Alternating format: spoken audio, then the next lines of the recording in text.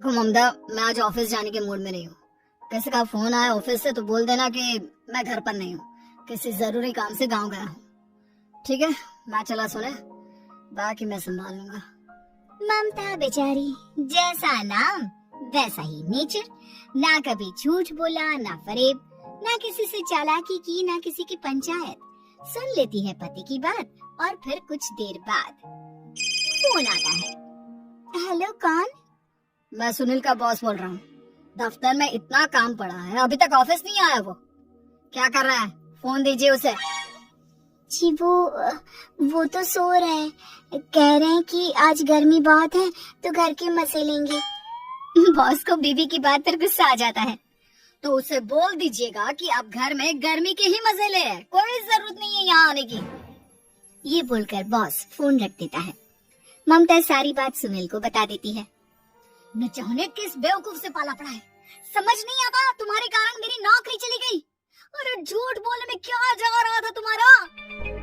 ममता को समझ में नहीं आ रहा था कि उसकी खता क्या थी। अरे जो है वही तो बोला। फिर एक रोज, बहू, अरे बहू, कहाँ है तेरा पति? इस महीने घर के खर्चे के पैसे भी नहीं भेजे। क्यों? माँ बाप की फिक्र खत्म हो गई है क्या उसे? पाए लागू माँ जी, वो ये बोल रहे थे कि माँ को क्या है, घर का राशन, खेत का पैसा, मवेशी का दूध, फिर भी न जाने क्यों मेरे सर पर भार देकर बैठी है। तभी सुनील ममता के मुंह पर हाथ रख देता है। क्या रे खलमुंह है, हटा बहू के मुंह से हाथ। अरे क्या क्या बोलता है तू? वो तो इसकी झूठ बोलने की आदत नहीं है, इसलिए पता चल रहा है। देख मेरी सास कितनी शरीफ है। हाँ, तेरी माँ तो मोहल्ले की बदमाश है ना, और तेरी सास शरीफ है। बेटा ममता को देखता है और गुस्से से बोलता है। अब खड़ी खड़ी देख क्या रही हो? और भी कुछ कहना है क्या? माँ आई है ना, जाकर छाछ ले आ ठंडी वाली। ममता अंदर चली जाती है। माँ, इसके सच बोलने की आदत के कारण मेरी नौकरी जाते जाते रह गई। वो तो मैंने अगले दिन जाकर पैर पकड़ लिए मालिक के, नहीं तो। सब जानता है बहू की आदत नहीं है झूठ बोलने की, तो तू शांत क्यों नहीं रहता? क्यों उसे झूठ बोलने को बोलता है? फिर एक रोज, बहू, जा अपनी पड़ोसन के पास और उससे बोल कि वो लाल वाली साड़ी जो उसने नए साल की पार्टी में पहनी थी, तुझे वो चाहिए। ना माँ जी, मुझे नहीं चाहिए। वैसे भी कल जिस शादी में जाना है ना, वहाँ के लिए तो मेरे पास काली साड़ी है। सास सर पर हाथ रखकर, अरे बुद्धू, मुझे चाहिए साड़ी। वैसे भी तुम लोगों में तो साड़ी का लेन देन चलता है ना, तेरी भी तो उसने पहनी थी ना। हाँ माँ जी, वो क्या है ना, हम दोनों के कपड़े एक दूसरे को आ जाते हैं। मैं ले आती हूँ आपके लिए साड़ी। बहू पड़ोसन के पास जाती है। कैसी हो निर्मला, तेरी लाल साड़ी चाहिए थी। क्यों? तू तो बोल रही थी कि तेरे पास काली वाली साड़ी है, तू वही पहनेगी, फिर लाल का क्या करेगी? अरे मैं तो काली ही पहनूंगी, लेकिन मेरी सास ने देखी थी तेरी लाल साड़ी, वो नए साल की पार्टी में तूने पहनी थी ना, तो इसलिए वो मांग रही है। ये सुनकर पड़ोसन थोड़ा परेशान हो जाती है। देख ममता, तेरे लिए तो मैं एक बार को साड़ी दे भी देती, लेकिन तेरी सास के लिए नहीं। वो क्या है ना, तू तो जानती है कितनी गंदी आदत है तेरी सास की। खाया पिया सब कपड़े पर ही पोंछ देती है। मेरी लाल साड़ी बहुत महंगी वाली है, पता चले उस पर हल्दी तेल का निशान लगा हो। ममता घर आ जाती है खाली हाथ। ममता को देखकर, नहीं देना उसका लूटी ने साड़ी। अब आए तुझसे लेने तेरा सामान, अच्छे से बताती हूँ। माँ जी वो क्या है ना, मुझे तो वो दे रही थी, लेकिन आपके नाम पर नहीं दी। अरे किसने बोला था मेरा नाम लेने को? बोल देती तुझे पहनना है, लेकिन ना, तू तो ठहरी सच की देवी। न जाने सास क्या सोचती है और हंसने लगती है। अरे माँ, क्या हो गया? क्या सोचकर हंस रही है? याद है जब बहू को देखने गए थे? हाँ माँ, सही बात है। याद आ गया कैसे मेरी सास बाजार के खाने को बोल रही थी कि ममता ने बनाया है। और बहू ने आकर सब बता दिया कि ये सारा खाना तो बाजार से आया है, वो भी कल्लू हलवाई की दुकान से। ममता दोनों की बात सुन रही थी। हाँ माँ जी, वो कल्लू हलवाई का ही था। मुझे तो आज तक पता नहीं चला कि माँ ने क्यों कहा कि मैंने बनाया है। खैर, मैं तैयार होती हूँ, शादी में जाना है ना। हाँ, तैयार हो जा, मैं भी आ रहा हूँ। हाँ माँ जी, वो कल्लू हलवाई का ही था। मुझे तो आज तक पता नहीं चला कि माँ ने क्यों कहा कि मैंने बनाया है। खैर, मैं तैयार होती हूँ, शादी में जाना है ना। पूरा परिवार शादी में जाता है, जहाँ खाना वाना खाकर सभी बैठे होते हैं कि एक औरत ममता की सास से कहती है, क्या बात है बहन जी, मेरी आपकी बात हुई थी तो आप तो बोल रही थी कि लाल साड़ी पहनने वाली हैं, तो मैंने ये काली पहन ली।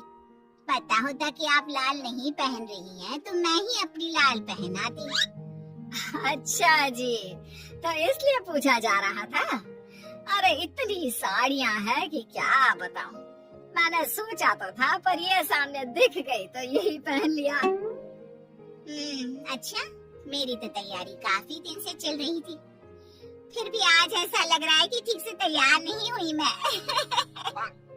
तभी आ जाती है हमारी सच्ची बहू ममता बहू। आंटी जी वो क्या है ना, पड़ोसन की लाल साड़ी माँ जी को पहननी थी, लेकिन आप तो जानती है माँ जी की आदत, सारा खाया पिया कपड़ों पर ही पोंछ देती है, तो उसने साड़ी देने से ना ऐन वक्त पर मना कर दिया, तो अब इन्होंने ना मेरी साड़ी पहनी है। औरत ममता की सास को घूरती है, अरे मांग कर ही साड़ी पहननी थी क्या? हम जैसे तो खुद की ही साड़ी पहनते हैं, चलो चलते हैं।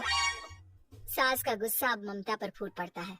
अरे क्या जरूरत थी ये बात सबसे कहने की? अरे घर की इज्जत का कोई ख्याल है कि नहीं तुझे? मैंने क्या बोल दिया माँ जी? मुझे क्यों डांट रही है? मेरी गलती क्या है? ममता को रोता देख सुनील आ जाता है। अरे माँ क्या हो गया? पता है ना शादी का माहौल है। सास सारी बात बेटे को बता देती है। देख रहा है तेरी बहू का हाल। अरे इस लड़की को तो ये भी नहीं पता कि कब कहाँ क्या कैसे बोलना है। अरे लेकर जा इसे यहाँ से। सभी घर आ जाते हैं। सास का मुंह तो फुला ही रहता है कि एक दिन। चलो बेटा, बहुत दिन तुम लोगों के साथ रह ली, अब चलो। वैसे भी ऐसी बहू के साथ समय कैसे कटे जो ना झूठ बोलती है ना लोगों की चुगली करती है। अरे गाँव में ही ठीक हूँ मैं, कम से कम 4 घर की खबर तो मिलती रहती है, वो भी मसाला डालकर। कैसी बात कर रही है माँ? अभी तो आई है, रह जाना, कितना अच्छा लगता है तेरे रहने से घर। तभी ममता आ जाती है। अच्छा लगता है, लेकिन आप तो बोल रहे थे कि न जाने कब तक रुकेगी, जाने का नाम ही नहीं ले रही। जाए तो कम से कम घर में थोड़ा सा फ्री सा तो फील करूं, यही बोल रहे थे कल माँ जी आपके लिए। सास बेटे को देखती है लेकिन क्या कहती बेचारी, जब अपना ही सिक्का खोटा हो। चली जाती है चुपचाप गांव। फिर एक रोज घर की घंटी बजती है, सामने खड़ा होता है सुनील का बॉस। सुनील है क्या घर में? वो क्या ना, मैं यहाँ से गुजर रहा था तो सोचा थोड़ा ऑफिस का काम डिस्कस कर लूं। ममता कुछ कहती कि तभी वहाँ सुनील आ जाता है। अरे बॉस आप आइए आइए। क्या बात है, घर तो बहुत सुंदर है। वैसे भाभी जी आपकी खूब बातें सुनी है कि आप कभी झूठ नहीं बोलती। ये तो पता नहीं, लेकिन हमेशा सर कुछ न कुछ ऐसा बोल देती हूँ जिससे परेशानी हो जाती है। मैं ऐसा नहीं चाहती, लेकिन क्या करूँ। खैर बॉस कुछ देर रुकता है, काम की बात होती है। ममता के साथ सब चाय पीते हैं और जैसे ही बॉस जाने को मुड़ता है कि क्या जी कितने नेक इंसान है, फालतू ही आप खड़ूस और निकम्मा बोलते हैं इन बॉस को। अब क्या बॉस के कान तक खुद के लिए अनमोल वचन पड़ जाते हैं और फिर ओह तो ये बात है। और क्या कहता है ये?